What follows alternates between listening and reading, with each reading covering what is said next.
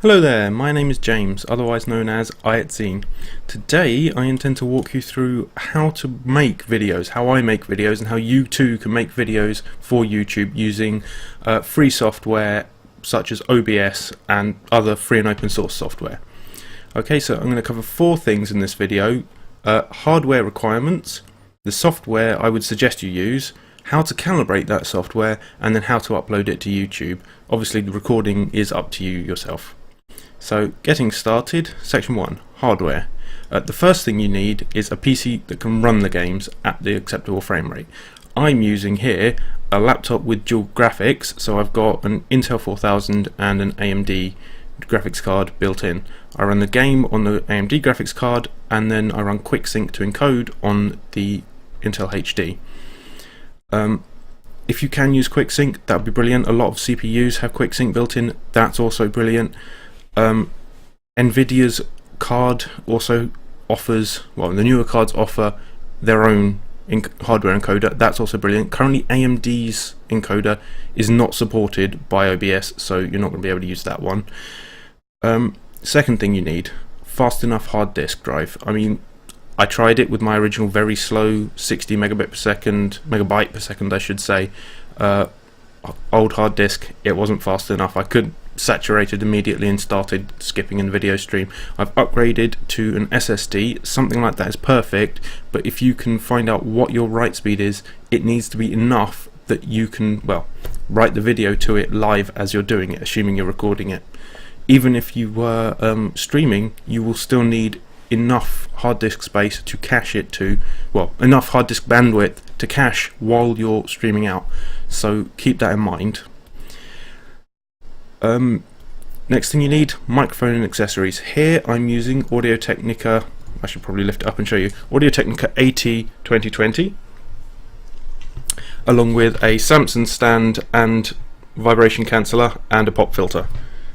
All of those weren't terribly expensive, the microphone itself was, but it gives me the audio quality that I really want. I should really isolate this room, but that's a lot more work than I've got time for. You can use really any desktop mic. The quality of your recording will depend on the quality of the microphone you choose. Headset mic might be too low quality. I did have a Logitech that I tried it with, but it was really crackly and horrible. The noise floor was far too high, so your mileage will vary, is what I'm trying to say. You also need some headphones. I'm currently using these. They're just some very standard COS Porta Pros. They work pretty well. They're not really studio monitor quality, but they actually work quite well. They work well enough for what I need, so these are what I'm using at the moment. Anything really will do in this area. You need something that has good sound reproduction so that you can hear what you are recording and have some idea what it's going to sound like to your viewers. But really, anything that's got decent reproduction and doesn't sort of boost the bass or the trebles, fine. These just are a flat reproduction. Right, next thing you're going to need, if you're going to do something like this with a face cam, you're going to need obviously a camera. Here I've got a Logitech C903. It does 1080p at 30 frames a second, so it's not bad, but also it's not too expensive either. I wasn't going to spend lots of money on something I'm rarely going to use because I mostly record straight to my desktop.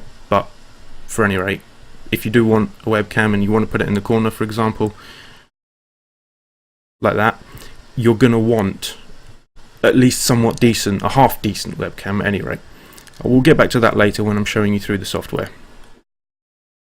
Right, next, you might want a gamepad. For example, this is a knockoff. As you can see, it doesn't have the Sony logo. This is a knockoff DualShock 3. All the buttons are still analog. It's really good. It will work with the drivers for the normal DualShock. It works really well. It's Bluetooth. I don't have to be sitting vibrating the desk a lot with my keyboard. That's always a problem. But something like that, a gamepad, if you're going to be playing anything like Spelunky or Dark Souls or Dead Rising or any of those kind of games, you're going to want a gamepad at least sometimes. Granted, first person shooters, I totally understand. You're just going to want mouse and keyboard. Right. Next up would be a stable internet connection to upload from. You don't really want your YouTube upload crapping out in the middle of the night because you can't close the page at all. So I'm not saying you need a streamer's internet connection, but you could really do with a stable internet connection of some kind.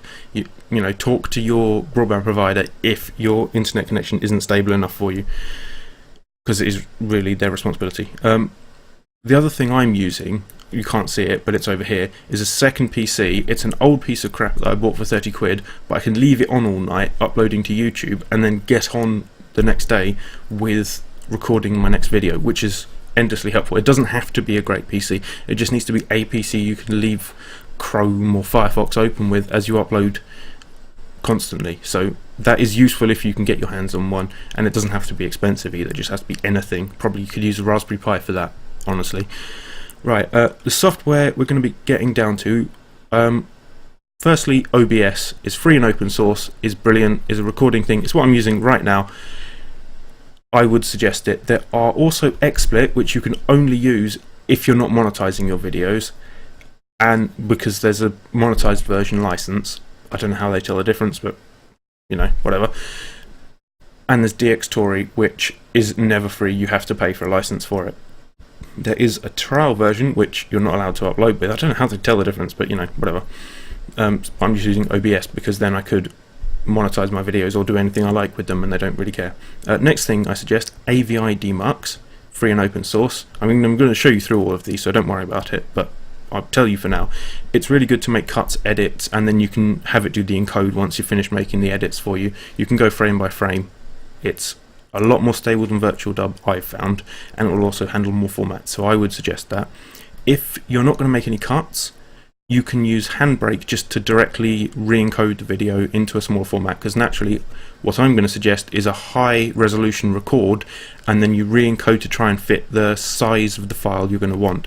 So Handbrake is really good for doing that without any cuts, and it gives you a lot of ability to manipulate the final file size, and also compensate for things like grain, which is really important. For example, when I was playing what's it called, Hotline Miami 2 has a lot of grain filter on it, so if you don't compensate for that in your X264 settings, then you are going to be in trouble. Well, I found that. I was finding file sizes 18 gigabytes plus when I was trying it with the standard settings. Okay,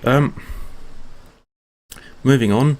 Audacity. If you're going to be recording voiceovers in any part, you're going to want something like Audacity, because it lets you record things, it lets you cut sounds together, and then output in either any format you like. WAV I would suggest if you're going to then re-encode it into AAC or AVC.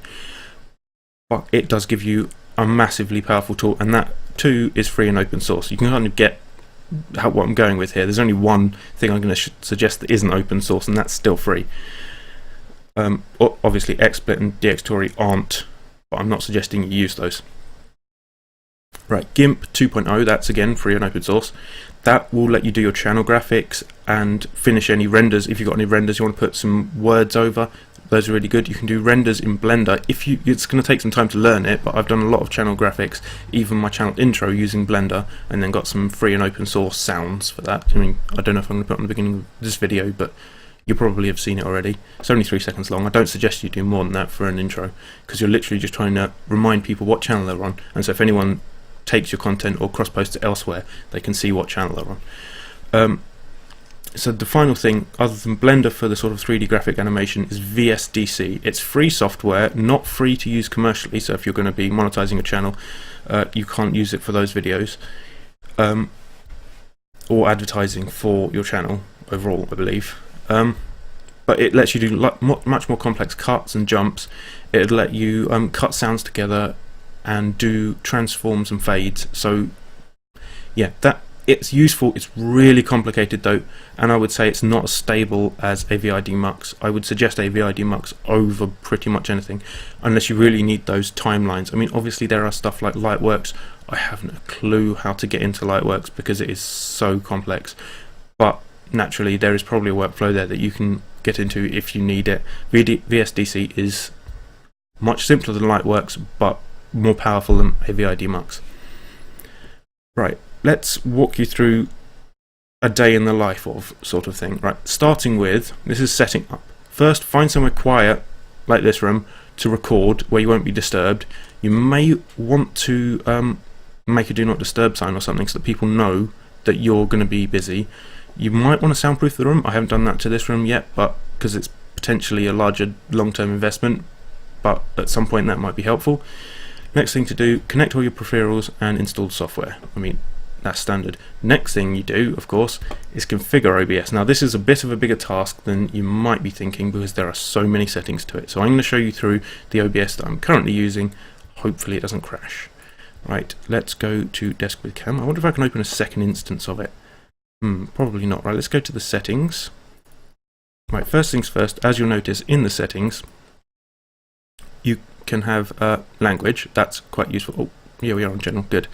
And then you could have a setting profile. Currently I can't change it because we're in the middle of recording, but you can add your own profile and then customize that. I would suggest you do that just because you're going to be making it do, dance to your own tune, and you may wish to switch back to a default at some point. Obviously these are basic UI elements. Whether you want the cursor in the projector, all these sorts of things, you'll choose yourself. Encoding, right. This is where you choose either NVIDIA's or QuickSync's hardware encoder. If you are just using X264 on your CPU, you are going to need, well, I better cover the camera. You're going to need a much more powerful CPU. I wouldn't suggest you use just your CPU unless you've got an i7 or better, because you're not going to be able to play the game at the same time as encoding. So yeah, if you've got anything with an Intel QuickSync capable, I would use that.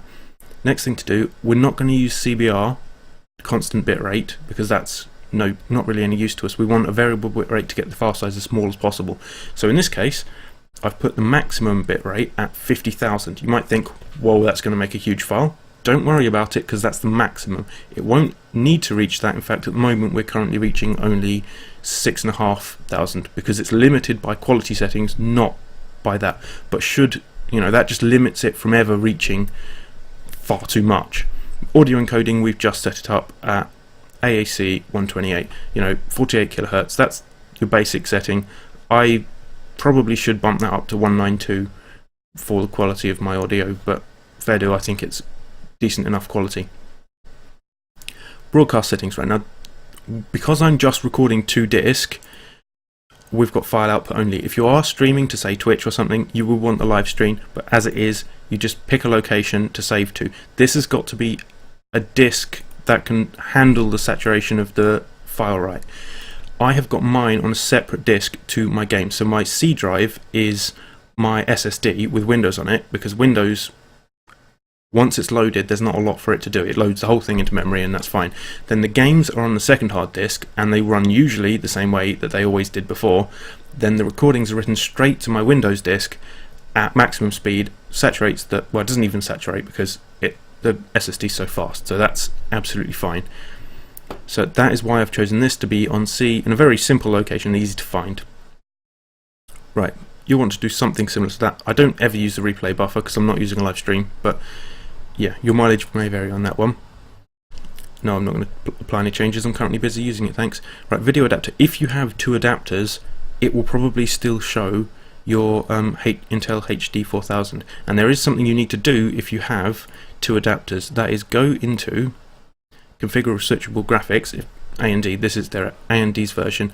Obviously, it will be different for NVIDIA, and you need QSV helper on the Intel card. The reason that is because the Intel card's the one with the actual hardware encoder built into it, but you do want OBS running on the same card as the games are. Why that is because OBS needs to read the graphics memory directly, and so if you want it all to be working the same, you're going to need it on the same thing. The best way to do it in this one is you run those things and then shut it down. Then this will come up on the list and you change those. But that's important that this is going to say that anyway, regardless, because it only lists one card. Don't worry about that. Next thing to do is set your custom resolution. I normally have, well, quarter HD, I believe it's called, or HD, which is 1280 by 720.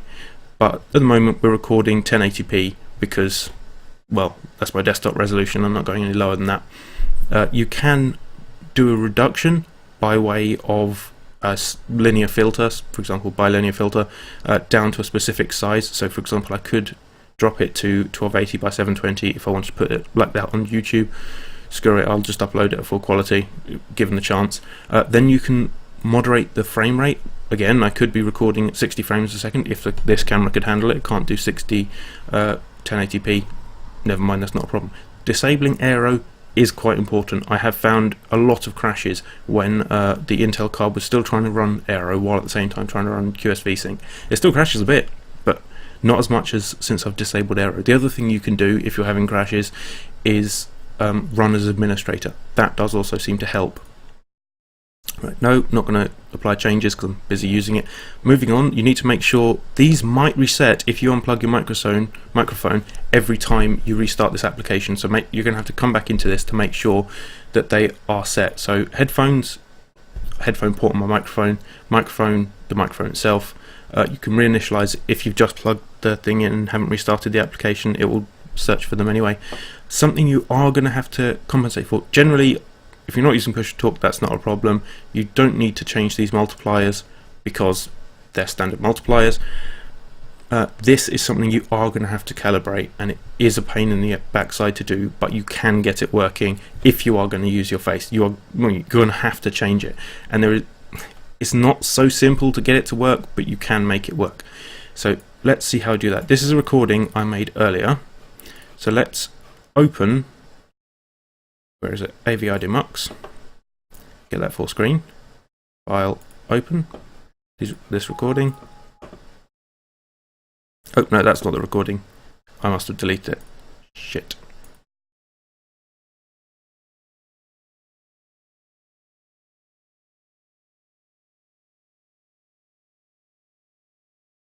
Yes, it's this one, I think.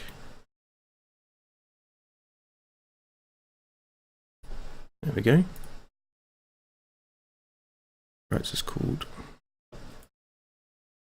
There we go. Give it a sec, it's busy. Right, so this is a test of recording sync. Now, as you can see, that sync was way out, assuming that this has showed up on the stream. There we go. That's the sound impact point. If you strip the audio, so strip it to PCM, which is wave, audio, save audio, name it anything .wav. Right, now you can see, you can check in the progress. This is the impact point is exactly at 3 seconds in this point. So we'll close that down. Then open up, I haven't got it on my desktop, Audacity. Now if we open the stripped audio, you can see the impact point is not at 3 seconds. So if we zoom in, oh, zoomed in too far. You can see the first impact point, this run up here really is the sound of my hands moving.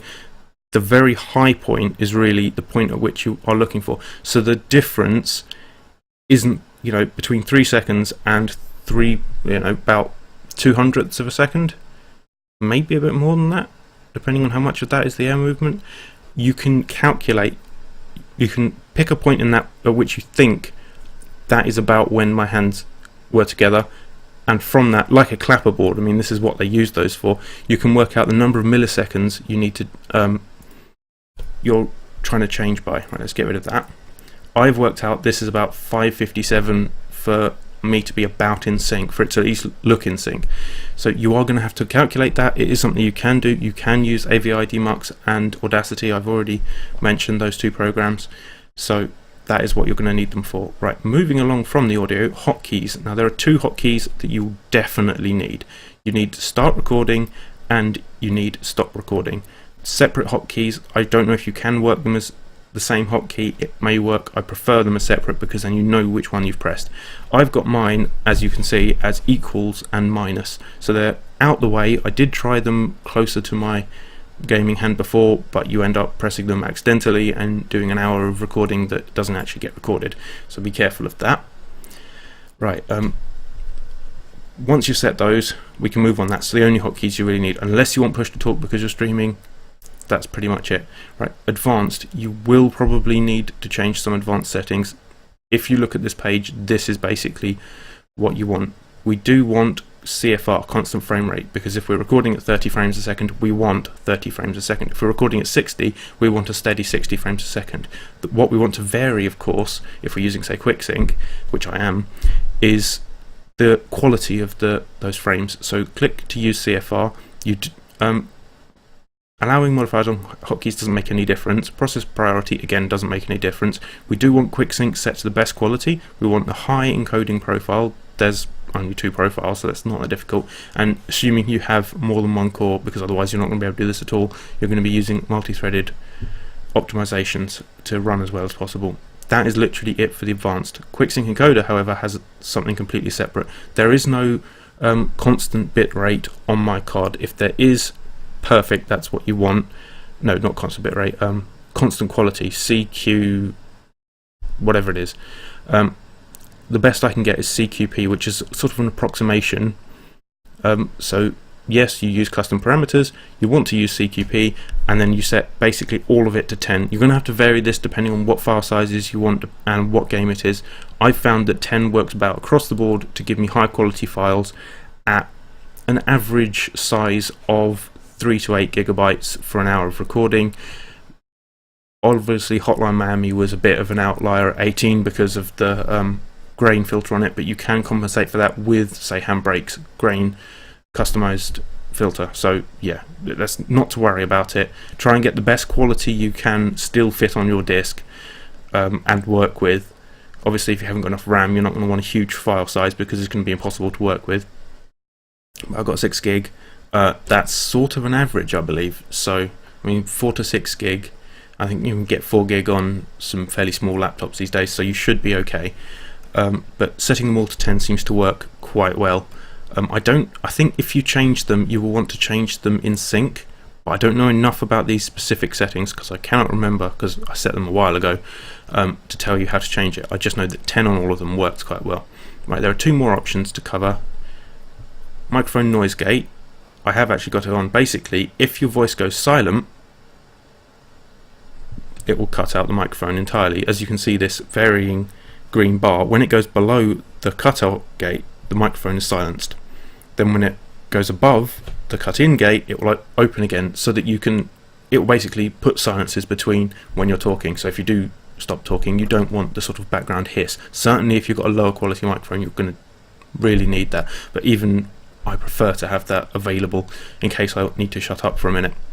Finally, there's a scene switcher, which you're probably not going to need. It automatically, if you click between games, it will change which scene, and I haven't explained those yet, it will be recording. That is really quite useful, but you know, only if you're going to be switching between a lot of games, and I'd rather switch scenes manually personally.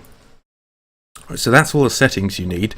Now of course you need to know how scenes work. Scenes are basically the layout we have here, so you can probably see that. Unfortunately it's also replicating down and down and down.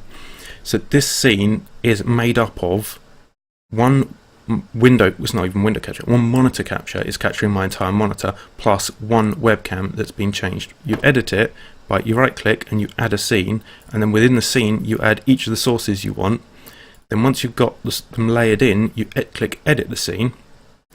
I really don't want to actually do that now. And you can resize and move about the components within the scene.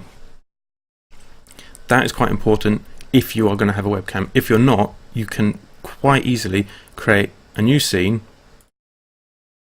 Oh, hold on a sec. Yes, we can. You can create a new scene, and then within that scene you can add say a window capture if you're just capturing window.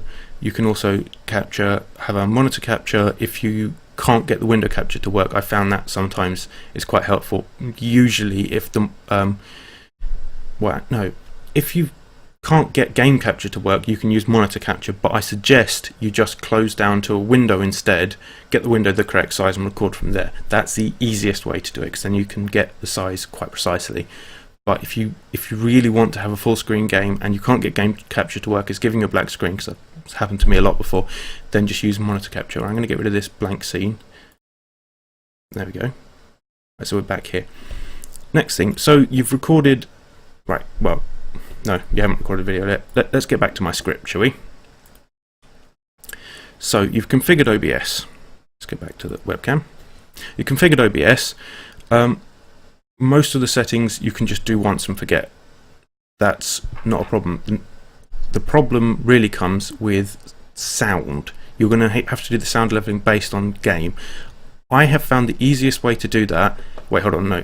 The next thing I've got on my notes, of course, kill background programs. That's quite important. So if you've got anything running in the background, like sort of VNC server, you are probably going to want to kill it while you're recording. I mean, I haven't in this case because I find it so useful, but I did have Dropbox running earlier, I did have Skype running earlier.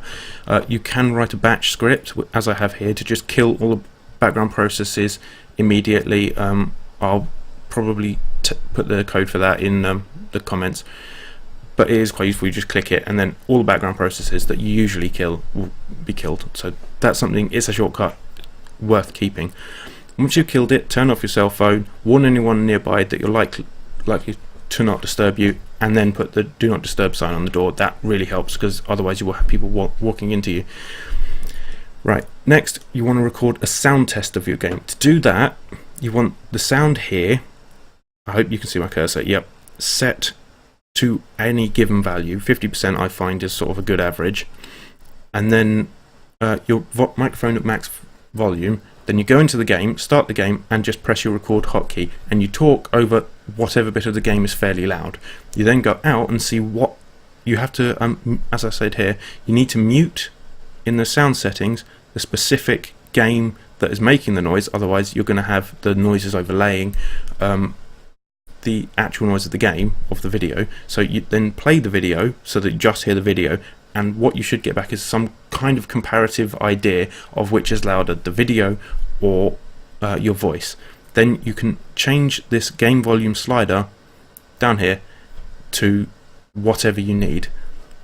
That is quite a difficult thing to do. You've also got to remember to always change the scene to the one that shows the correct window of the game. So it's often a good idea to do a quick record test before each recording, though not always. Next thing, of course, is, if I can show you here, I've got a list of all of my recording settings that I use for different games that work for me. Mostly what you want to change is the sound leveling so that you can get it balanced, and if you can record those, it's going to be the same every time mostly, unless you change the settings in your PC. So for example, microphone boost is generally going to be the same, so you can know to put them back. For example, here I've changed the recording speed of Binding of Isaac Rebirth to 60 FPS, because if I record it at 30, for some reason the game slows down to half speed, whatever. But it is a good idea to record those things, because you are, unfortunately, the profiles don't seem to work well enough to change the sound settings. I don't think they change any of these settings on the face here, so you need to have all of them, even if you've got some kind of different profile within the settings going. Right, so it's a good idea to have those recorded. Next thing to do is open the output location of your recordings, because you are going to want to check that when your recording starts, it has actually started. I've had it before where QSV helper, sorry, has crashed at the beginning of a recording and lost an hour of recording just due to that, because it didn't output any file. If it outputs the file and crashes at the other end, usually AVI demux will be fine to recover it. I mean, it will be missing some headers or something, but that will be fine. It will just recover the raw video from it. So that will, you know, that's a good reason to check on this. Oh, everything closed down again. Right, next thing. Yeah, now that you've made sure that everything is working and you're ready to record, you want to start the game, hotkey the recording, play and talk over it. You know, you can, if you have the game, I'll show you with using this window. If you have the game, say, taking up some space here, but you allow the window, possibly without the view showing, but you allow the window to show, you can see that there's no dropped frames if you're streaming, and also that it's holding a steady frames per second, 30 in this case, and also a steady file, well, bitrate size, so that you know it's working correctly, and that is really useful. Unfortunately, it won't show you drop frames in a recording, so you're going to have to test that a few times, because I've found that sometimes you'll start seeing frame drops. So for example, with my old hard drive, you didn't start noticing the frame drops until after at least 10 minutes, so you do have to be careful of that. Right, once you've recorded, you want to load the file in AVI-demux, so let's get on with that now. And I'll show you, if I can get this to be half the screen, then we can use the script at the same time. Come on, fellow. No, of course, because I've got Synergy running. Well, never mind. We'll get that open. So, file, open. In this case, we're just using our crappy extra recording. It'll load in AVI-demux, naturally slowly in this because I'm already recording, so my CPU is quite slow.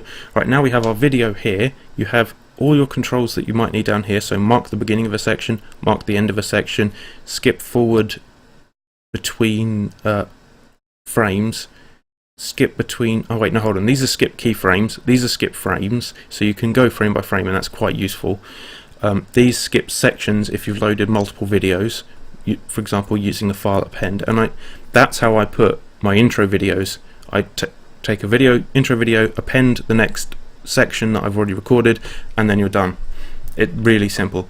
After that, however, you're going to want to, so once you've selected sections, cut them out if you needed to via edit, cut or copy. You then are going to want to output your final file. The way to do that is to select whichever one of these you think is best. As I understand it, the X264 is best for YouTube, so I've gone for that. Configure it. Now, how you configure this depends on how you want it. I've set up my own custom output that uses the very fast setting, because the slower it gets, the better it looks, but you don't want to waste your entire life on re-encoding these things. Usually I set this to film or animation. It doesn't make a heck of a lot of difference. It will output depending on the input frame rate anyway. It's not about frame rate, it's about quality and movement. And profile, naturally high. High 10 is very high quality and will take a lot longer to encode. High 444 is unsupported by YouTube as I understand it, because it is literally uncompressed, so you don't want that. So high is probably the best level you want. Fast decode, IDC level, you always want auto, because unless you want to try and work out what it is, I can't remember how you do that. It's entirely unimportant. Fast decode is helpful for YouTube because it means YouTube can start processing your video as soon as the header has uploaded, because all of the keyframe headers are grouped to the beginning of the file, which is very useful. You don't want them all spread across the file, because then it can't start processing until the file finishes uploading. So your mileage may vary. Again, I'm just doing it at its default fast first pass on auto. I want a constant rate factor. There are various different ways you can have constant bit rates, constant quantizer, but I like this way. And then this is the slider that varies the quality over time. I find that for the Binding of Isaac, 15 to 18 is about right, but you might want to do each encoding a few times with a variable setting to change precisely the size of the file. I find about 2 gigabytes for a single file is about what my broadband will want to handle, because it takes so long that I could not produce content at a much larger size than that. However, too small, I mean, I've compressed files to about 400 megabytes before, and the quality gets terrible. So you want to find, by just testing it, trial and error, what is the right rate factor there that you're going to want. Right, once you've sorted that out, you've saved yourself a preset for that. From then on, you can just click that, configure, and load your preset. Naturally, once you've set all this up, you can just quickly click save as and name it. That's the easiest way to do it. Probably should have mentioned that already, sorry about that. But yeah, that's how I set mine up. Next thing is sound output. It doesn't actually make a lot of difference in the long run. AAC, FAAC is probably the best you're going to get all round, unless you're going to want to spend a lot of time encoding the audio. It's not really worth going to, say, LAV. And there are even better, higher quality but slower to encode options. when you've got the video, you can then configure the bitrate. Right, I've recorded in 128, but I've sometimes found that if I've recompressed it at 128, I get audio artifacts. So usually I recompress it in 192, which I know probably is some kind of heathen kludge, but it works. I mean, if it works, it works, and it doesn't make the file size much bigger because it's already compressed. Well, it does make it bigger, but it's not so much bigger because it's already, the previous encoding already clipped off the bits that weren't in 128, if you see what I mean. From there, you just click save, you name your file something meaningful to you. No one's going to see this file name because it's uploaded to YouTube, and then you name the piece itself. YouTube will use the file name to suggest a title for your video, but it doesn't use it overall. You know, it's not a hard and fast, this is what your file will be called. So name it something that's meaningful to you that you can remember. Then you save that. It is then going to start encoding with an encoding box. I don't really want to start that because then my PC will probably overload. But there is a specific section that allows you to change the thread priority. If you're going to be using your PC to, say, browse the internet in the background and you don't care how long it takes, you can just leave it at below normal and it will just chug along in the background. If, like me, you're really impatient, you can set it to high, and the rest of the PC will become sluggish as hell, but it doesn't matter because it's going to be processing frames like a crazy man, and it's going to take a lot less time in order to finish it up. So that would be my suggestion. I want to keep my main PC free for recording for as long as possible, and there's no way you can really record with the encoding going on in the background because it's probably actually using your QuickSync if it's set up correctly. Right, so moving along. Yep, I've already explained that. Set process priority. Yeah, the next thing, of course, if you're using a separate PC to upload to, you're going to want, say, a flash disk, or let's move back to my webcam, or a hard drive externally in which you can save the file and then transfer it to the other PC. I've got several hanging around just in case I need to transfer at any given time. Then I can transfer it over to the other PC and start the upload. Why is that useful? Well, this hard drive now contains a backup of all of my videos in case YouTube loses them, which is unlikely, but also in case they get trapped in some kind of registered copyright hell, or, you know, even if they're wrong, I still want a copy of my videos. And the other thing is, if you ever want to cut together a highlights reel, you're going to need the raw, or at least semi-raw footage available to you. You could save the very raw footage, which is very large, but if you've set everything up correctly, then the output footage you upload to YouTube should be good enough. Then when you set it uploading, it might be an idea to, well, at the moment I've just installed Linux on this very old PC, and then I'm using Wondershaper to limit the upload bandwidth so I don't get killed by the rest of my family because they can't use Facebook or whatever. So those are both free and obviously open source, so you can use both of those, or you can just find any Windows PC that you can shove in a corner, plug your new disk into, and upload from there. Do keep in mind that YouTube will do something called processing, as I mentioned earlier. You can close the page when YouTube reaches the processing stage, but processing is going to take a long time, and especially recently processing has been getting longer and longer, so it's best not to try and watch it because you'll be sitting there for ages, haggard by just how long it's taking. It will eventually get up there, but while it's doing so, you can do, right, let's see if I can't switch to showing you the upload page, the configuration page on one of my videos. I should actually have YouTube open already. Yes, there it is. Chrome's being a bit slow, probably because I'm recording.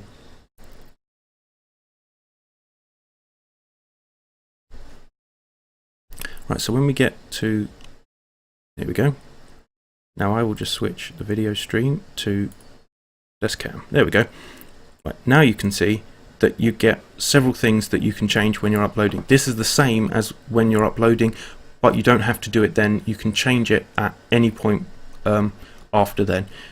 This is where you put the title in. It will be suggested by the file name that you used, so if you label it correctly just for your own records, then you might not even have to change that. Unfortunately, the punctuation comes out, but it's not the work of a moment to put punctuation back in.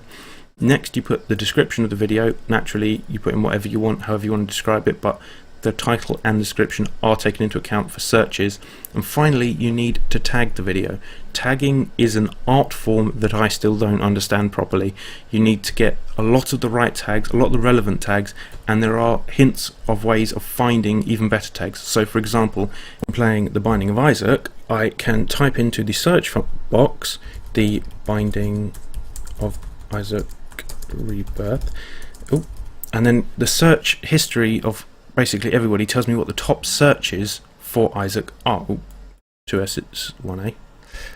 Doesn't really matter, it will come out in the wash. Right, the top search is Binding of Isaac Rebirth gameplay. Well, if our video certainly fits that, I mean it's gameplay, so now we can put in as a tag The Binding of Isaac Rebirth